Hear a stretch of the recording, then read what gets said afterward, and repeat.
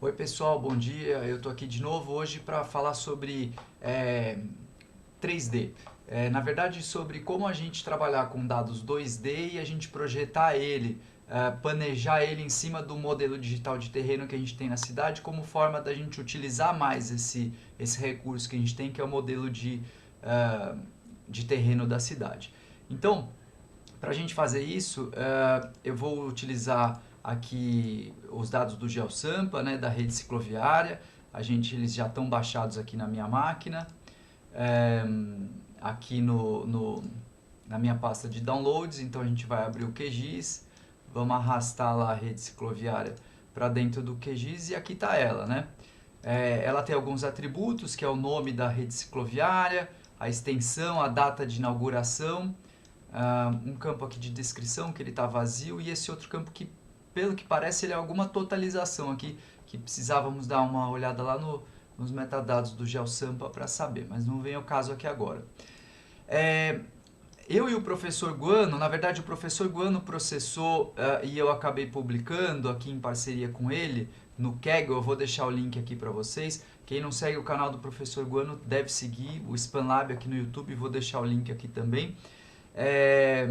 Conteúdo super bacana, importante de acompanhar. Então aqui são as... Desculpa, eu entrei em local errado. Aqui a gente tem alguns outros processamentos da minha pesquisa, né? Mas aqui a gente está o Digital Terrain in Surface Models of São Paulo. E na verdade o professor Guano fez dois processamentos, um do modelo digital de superfície, mas o que vai nos interessar hoje é o modelo digital do terreno. É um arquivo grande, apesar dele ser grande, a gente não deve ficar assustado, porque ele é um arquivo comprimido, ele é hierarquizado, enfim, o QGIS trata bem com ele. Então ele é um arquivo com 19 GB, depois que ele está descomprimido, mas a gente vem aqui e arrasta ele para dentro do QGIS e ele já abre bem rapidamente aqui, né? Ele é um arquivo de 50 centímetros, então ele tem... Eu só vou mudar aqui um pouquinho para a gente poder visualizar melhor as declividades. Ele, apesar dele ser um arquivo com bastante precisão, ele pela compressão hierárquica dele, ele acaba sendo bem rápido aqui no QGIS, e o QGIS sabe lidar bem com isso, tá bom? Bom, vamos lá. Então, o que a gente vai aqui fazer? Essa camada aqui, ela é uma camada 2D, né? Se eu pego aqui, por exemplo, eu seleciono qualquer uma dessas feições, aqui uma feição pequenininha, eu vejo os pontos dela, opa, desculpa, eu vejo que ela tem só as coordenadas x e as coordenadas y. Então a gente precisa de alguma maneira capturar essa coordenada aqui da camada de baixo, e o QGIS ele tem um bom processamento para fazer isso, que é um processamento conhecido como DRAPE. Aqui o meu QGIS está em português, ele traduziu para planejar. Então ele define o Z a partir de um raster, né? Esse processamento ele pode ser demorado, sobretudo num arquivo que nem esse. Ele pede aqui a camada raster, eu posso fazer só das feições que eu tiver selecionado, no caso eu vou querer de todas, e ele vai gravar isso numa camada temporária.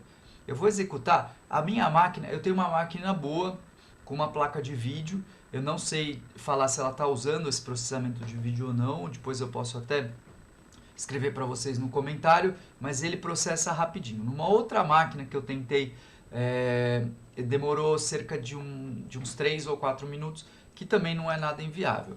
A partir do momento que eu tenho essa camada drapeada, ele não mudou nada nos meus atributos, mas no entanto, se eu seleciono aqui aquela mesma feição e eu vou ver, ele adicionou aqui um ponto Z.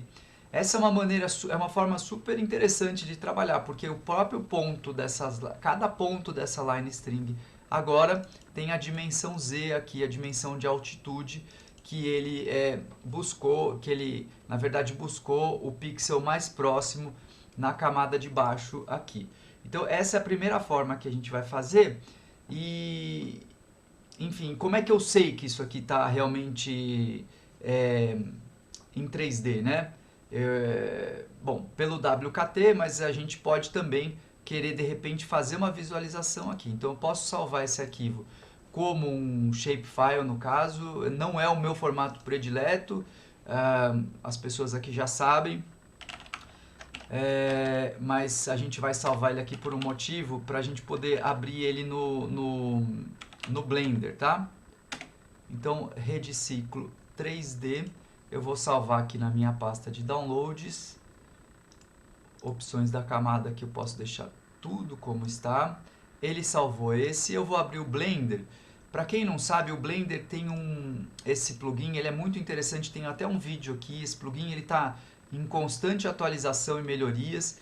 É um plugin para o Blender para a gente trabalhar com dados geoespaciais, né? Ele é muito interessante, acho que a gente acaba utilizando pouco ele ainda perto dos recursos. A partir do momento que eu venho aqui e eu instalo esse addon, eu vou habilitar ele aqui. Ele demora um pouquinho até carregar todos os arquivos. Pronto, está habilitado. Ele vai me gerar aqui um menuzinho. Eu estou usando uma versão bem recente do Blender, tá?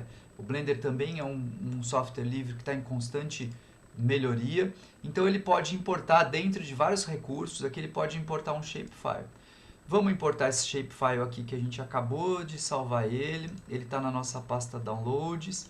Importa o shapefile, ele vai perguntar aqui, da onde que eu tenho elevação? É da geometria? É de um campo? Não, é da própria geometria. Se ele for um polígono, eu posso criar uma extrusão e eu posso também definir aqui 983, vamos ver aqui, ele vai procurar, eu posso definir o sistema de referencial de coordenadas que a gente usou lá, para a gente poder fazer outras operações, colocar o mapa base assim por diante, tá bom? Então ele está aqui, não dá para ver, a cidade é muito grande, mas ele está 3D, a gente até vê um ponto aqui que ele escapou, depois eu mostro lá porque que ele escapou. Eu posso escalar ele no eixo Z, né? Então eu posso,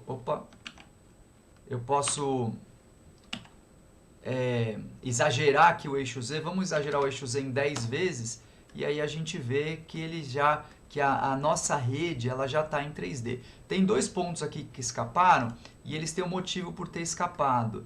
Na verdade, esse motivo é porque essa rede ela sai um pouquinho do limite do município aqui, tá vendo?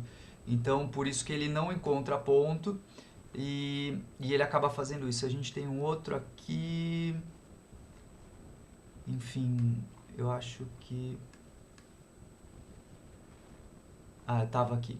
E a gente tem mais esses dois pontinhos aqui da rede cicloviária que sai um pouco do município.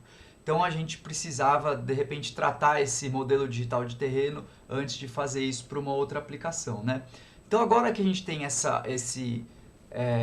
essas linhas em 3D, a gente pode fazer algumas coisas com ela. A gente pode analisar o perfil, né? De alguns segmentos da rede cicloviária.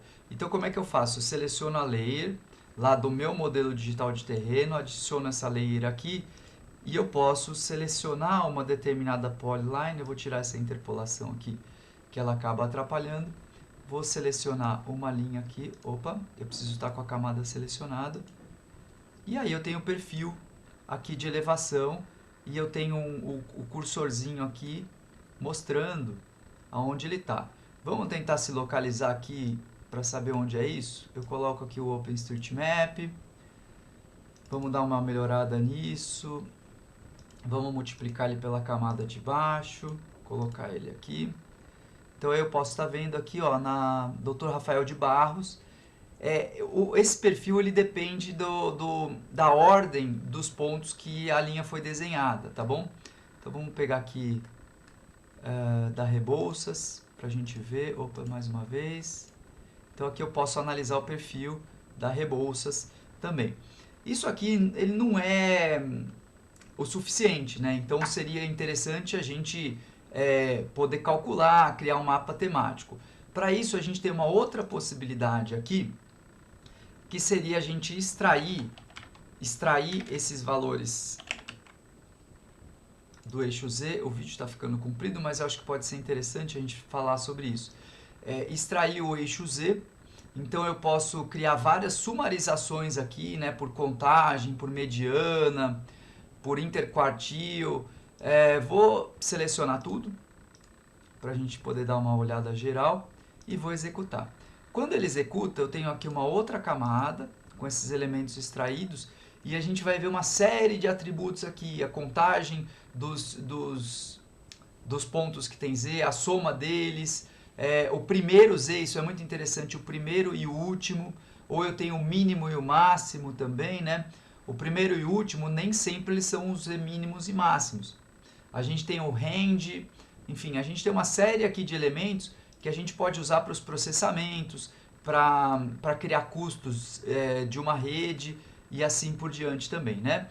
Então vamos lá, o que a gente pode fazer daqui para frente? A gente pode criar um mapa temático com isso, né? Então eu venho aqui nele, eu posso criar um campo virtual, onde eu posso chamar de percentual de aclividade, percentual de aclive. Interessante que ele seja um campo decimal. E aqui eu posso buscar, por exemplo, o Z mínimo. Vamos colocar o Z inicial, né? O Z first, ou melhor. Não, aí a gente vai ter um problema, né? Porque se ele for o Z first, ele nem sempre vai ser o maior ou o menor. Então vamos colocar o Z mínimo, o Z máximo, desculpa, primeiro.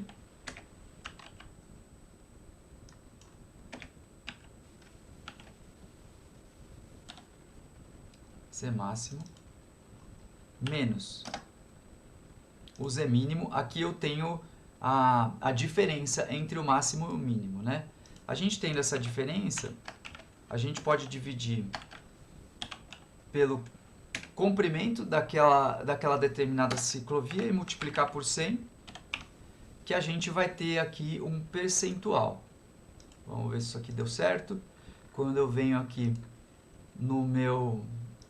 na minha tabela, tá aqui ó, o campo percentual. A gente tem uns percentuais altos aqui, né? Vamos ver aqui onde é que estão esses percentuais altos. Ó, eles estão justamente naquele elemento lá que a gente acabou escapando um pouco aqui do limite do mapa digital da cidade, né? Mas a partir do momento que eu tenho esse novo atributo aqui criado, eu posso criar um temático com a graduação do percentual de aclive. Vamos colocar aqui por igual contagem de quartil, eu acho que pode ser interessante. Vamos colocar aqui umas 10 classes. Mudar esse gradiente aqui para algo mais chamativo. Eu vou aplicar, vamos aumentar aqui um pouquinho essa largura, exagerar um pouquinho na largura para poder ver. E aqui está um mapa temático, que óbvio precisa melhorar muito ainda para a gente chamar atenção para a questão das aclividades, né? Mas aqui a gente já tem algumas coisas que começam a ser interessantes, né? Então, por exemplo, aqui, a partir do momento que eu seleciono essa linha, eu tenho o perfil dela e a gente tem, pela coloração aqui, uma abrangência. Enfim, a ideia aqui é a gente começar a trabalhar, começar a colocar mais em pauta esse assunto dos elementos 3D nos softwares e nas aplicações e nos modelos de arquivos de informações espaciais. Eu acho que é um recurso importante, a gente ainda tem pouca ferramenta, a gente ainda faz poucos modelos. No caso da minha pesquisa vai ser importante, na do Flávio também. Alguns trabalhos, por exemplo, que eu já acabei fazendo para a SP Trans, foi importante para saber a aclividade das vias, para alguns tipos de veículos que têm restrição, para modelos mecânico de aceleração, enfim. Eu acho que aqui abre uma porta. Me digam aí nos comentários dessas aplicações aí que vocês estão fazendo e se isso aqui é relevante para vocês.